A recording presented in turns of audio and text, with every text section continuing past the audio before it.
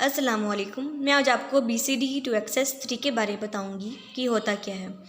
BCD to access 3 में आप पढ़ चुके हैं BCD के बारे में भी। ये BCD में 0 to 9 के नंबर्स मौजूद होते हैं, मतलब कि 0 से लेकर हम 9 तक के नंबर को इस्तेमाल करेंगे। ठीक है, एक्सेस 3 के बारे में आप पढ़ चुके हैं। एक्सेस 3 में हम किसी भी नंबर्स को हम 3 ऐड करते हैं, वो हमारा एक्सेस 3 बन जाता है। ठीक है, मतलब कि हमारे पास सपोज करें हमारे पास 0 0 की बाइनरी हमने 3 प्लस करें तो हमारे पास एक्सेस 3 में कन्वर्ट हो जाएगा। 0 0 हमने एक्सेस 3 में कन्वर्ट किया, 0 0 1 1। ठीक, अब इसी तरह हमारे पास ये BCD है, ABCD। हमारे पास 0 से लेकर 9 तक की हमारे पास बाइनरी फॉर्म मौजूद है। अगर हम इसमें 3 3 ऐड करें, जैसे 0 में हमने 3 ऐड किया तो ये हमारे पास 3 आ गया। ठीक है, 1 में हम 3 ऐड करेंगे तो 4, 2 में 3 ऐड किया 5, फिर उसके बाद 3 में हमने 3 ऐड किया 6, 4 में 3 ऐड किया 7, 5 में 3 ऐड किया 8, 6 में 3 ऐड किया 7 में हमने 3 ऐड किया 10, 8 में 3 ऐड किया 11, 9 में 3 ऐड किया 12। जैसा कि आपने देखा, मैंने BCD को एक्सेस 3 में कन्वर्ट कर दिया। वो कैसे? मैंने BCD के हर नंबर में 3 ऐड किया तो हमारे पास ये आउटपुट आ गया। BCD को हम एक्सेस 3 में कन्वर्ट कर चुके हैं। अब हम इसका के मैप बनाएंगे 16 सेल्स का। 16 सेल्स का हम क्यों बनाएंगे? अब आप यहाँ देखें, WX, YZ यहाँ 4 वेरिएबल मौजूद हैं। ठीक है, 4 वेरिएबल 2 की पावर 4 इज इक्वल टू 16। तो हम यहाँ 16 सेल्स का के मैप बनाएंगे। अब हम यहाँ पर डोंट केयर कंडीशन यूज़ करेंगे। डोंट केयर कंडीशन हम यहाँ क्यों यूज़ करेंगे? जैसे कि BCD में 0 से लेकर 9 तक के नंबर अलाउ होते हैं और 10 to 15 जो नंबर्स होते हैं वो अलाउ नहीं होते। ठीक है, इसलिए हम जो 10 to 15 के जो सेल्स होंगे उसमें हम क्रॉस लगाएंगे, डोंट केयर कंडीशन अप्लाई करेंगे। जैसे कि यहाँ पर 12 है, यहाँ 13, 15, 14, 11 और 10। ठीक है, इस जगह हम क्रॉस लगाएंगे और जो बाकी जो सेल्स हैं उसको वो हम यूज़ करेंगे। यहाँ डोंट केयर कंडीशन अप्लाई की, सेम इसी तरह यहाँ पर भी डोंट केयर कंडीशन अप्लाई की और हम इसी तरह हम यहाँ पर भी डोंट केयर कंडीशन अप्लाई कर देंगे। ठीक है, क्योंकि यहाँ पर 10 to 15 सेल्स मौजूद हैं जो कि हम यूज़ नहीं करेंगे, इसलिए हम यहाँ पर डोंट केयर कंडीशन लगा रहे हैं। क्लियर? अब हम W के लिए के मैप बनाएंगे। आप सब कुछ इग्नोर कर दें, सिर्फ W को देखें। W में जहाँ 1 आ रहा है, हम 1 में जैसे कि 1 0 1 0 1 पर आ रहा है। ठीक है, तो यहाँ पर 0 1 0 1 यहाँ पर है तो यहाँ पर हम 1 लगाएंगे। ठीक है, उसके बाद सेकंड जो 1 है वो 0 1 1 0 पर आ रहा है, मतलब कि 0 1 1 0 यहाँ पर। नेक्स्ट जो थर्ड है उसमें 0 1 1 1 पर आ रहा है। ठीक है, मतलब कि 7 पर। थर्ड के बाद जो फोर्थ है वो 8 पर आ रहा है, 8 यहाँ पर। उसके बाद जो फिफ्थ है वो 9 पर आ रहा है, ये 9। ठीक, ये हमने W को फिल कर लिया। ऐसे W को फिल किया है, अब हम ऐसे ही X Y Z को फिल करेंगे। ठीक है, जैसे कि अब हम यहाँ पर देखें, X में जहाँ 1 आ रहा है, 1 हमारा 0 0 0 1 पर 1 आ रहा है। ठीक है, जैसे कि हमारे पास 0 0 0 1 पर 1। सेकंड जो 1 है वो हमारा 0 0 1 0 पर आ रहा है, 0 1 1 0। उसके बाद जो थर्ड है वो 0 3 पर आ रहा है, 3। उसके बाद हमारा फोर्थ पर आ रहा है 1 4। उसके बाद लास्ट हमारे पास 1 9 पर आ रहा है। ठीक है, 9।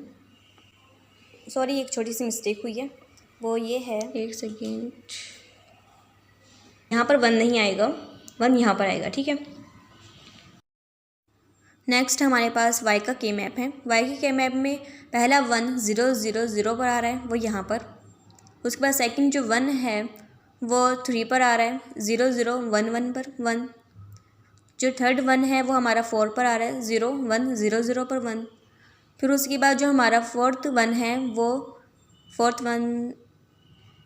हमारा 0 1 1 1 पर आ रहा है, 7, मतलब यहाँ पर 1। अब हमारे जो Y के सारे 1 पूरे हो चुके हैं। हमारा लास्ट वाला जो 1 है वो रहता है। ठीक है, हमारा जो लास्ट 1 है वो 8 पर आ रहा है, मतलब कि 1 0 0 0 पर यहाँ पर 1।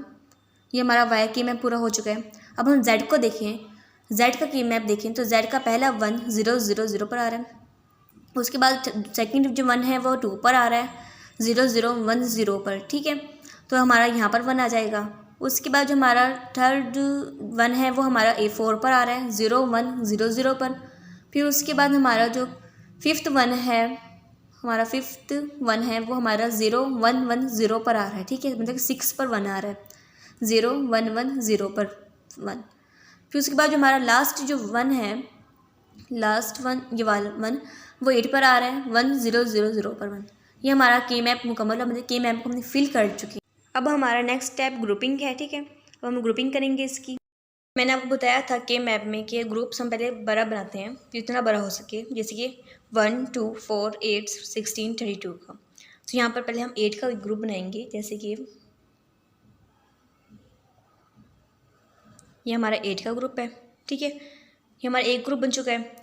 अब हम इसको यूँ अब हम इसका ये ग्रुप नहीं बना सकते क्योंकि छोटा ग्रुप है। हमें कहा जाता है कि हमने बड़ा ग्रुप बनाना है, जितना बड़ा हो सके रूल्स के मुताबिक। तो ये हमारा एक ग्रुप ये बनेगा और थर्ड ग्रुप हमारा जो होगा वो ये बनेगा, ठीक है, क्लियर। ये हमारा ग्रुप बनता है।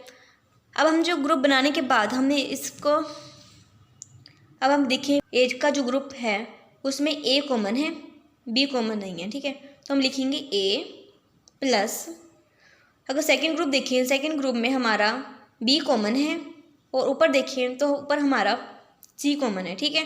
तो हम यहाँ लिखेंगे, सॉरी, यह हमारा B कॉमन है, नीचे B,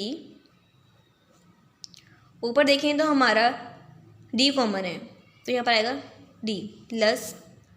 थर्ड ग्रुप देखिए, अगर हम थर्ड ग्रुप में हमारा B कॉमन है,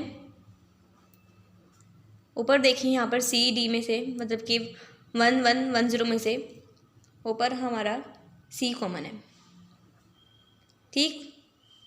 ये हमारा एक ग्रुप कंप्लीट हुआ। अगर हम X की बात करें, X में मैंने आपको पहले बताया कि हम बड़ा से बड़ा ग्रुप बनाते हैं, ठीक है। इसी तरह यहाँ पर हम एक क्लॉकवाइज ग्रुप बनाएंगे, एक इस तरह करके, ये ग्रुप, सेकंड ग्रुप ये, और एक ग्रुप ये, ठीक है, क्लियर। क्योंकि इसमें हमने क्लॉकवाइज ग्रुप बनाया, हम ग्रुप इस तरह भी और इस तरह बना सकते थे, दो अलग, ठीक है, लेकिन हमने इस बड़ा ग्रुप बनाना है तो इसलिए 4 का एक ग्रुप, 4 का एक ग्रुप, 2 का एक ग्रुप, ठीक है। अब अगर इस ग्रुप में देखें, हम इस ग्रुप में देखें, इसमें हमारे पास सिर्फ B कॉमन है, यहाँ पर B कॉमन है, ऊपर हमारे पास C D है, ठीक है। तो हम यहाँ लिखेंगे B C D complement plus, अगर हम इस ग्रुप को देखें, इस ग्रुप में हमारा 0 0 और 1 0 में B कॉमन है, B कॉम्प्लीमेंट, तो लिखेंगे B कॉम्प्लीमेंट। और अगर ऊपर देखें इधर, तो इधर हमारा D कॉमन है, मतलब कि 0 1 में 1 में D कॉमन है, D प्लस, इधर देखें तो इधर हमारा दोबारा से वही 0 कॉमन है, मतलब कि B कॉम्प्लीमेंट। ऊपर देखें तो ऊपर हमारा C कॉमन है, C, क्लियर। नीचे हमारा ग्रुपिंग 4 का एक ग्रुप बनेगा, एक ग्रुप ये, दूसरा ये, ठीक। दूसरे ग्रुप में ये हमारा ग्रुप बन गया, ठीक है। अगर देखा जाए यहाँ पर कुछ कॉमन नहीं, तो इसलिए हम पर हमारा C D कॉमन है, C D कॉम्प्लीमेंट। अगर इस ग्रुप में देखा जाए यहाँ पर हमारा कुछ कॉमन नहीं है, ऊपर ये बस 1 1 कॉमन है, मतलब कि C D कॉमन है, तो ये C D, C complement D complement plus C D, ये हमारा एक्सनोर का फंक्शन है।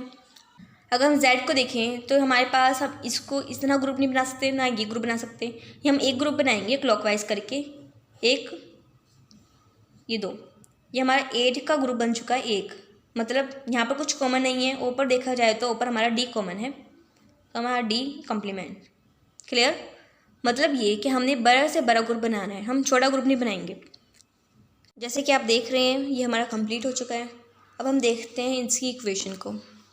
यहाँ पर मैंने W/X/Y/Z की इक्वेशन को एक साथ लिखा है ताकि हमें डायग्राम बनाते वक्त आसानी हो।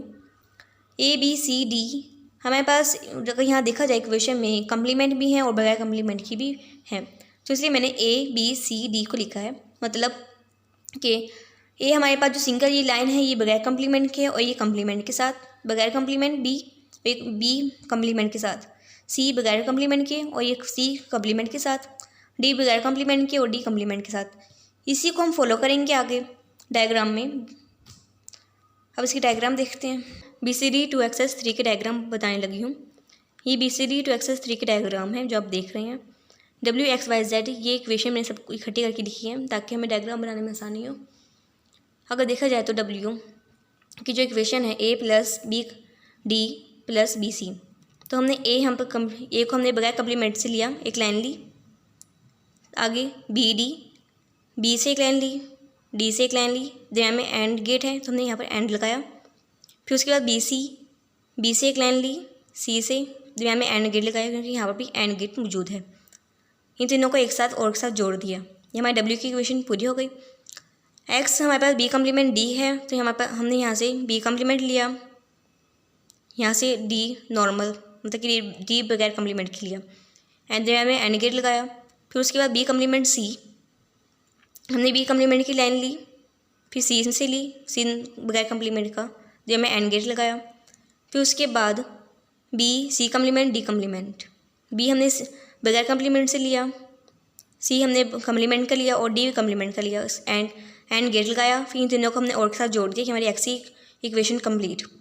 फिर उसके बाद Y C complement D complement + CD, ये हमारे एक्सनोर का फंक्शन है। जैसे कि यहाँ पर हमने C यहाँ से लिया और D यहाँ से, हमने यहाँ पर एक्सनोर लगाया, एक्सनोर गेट।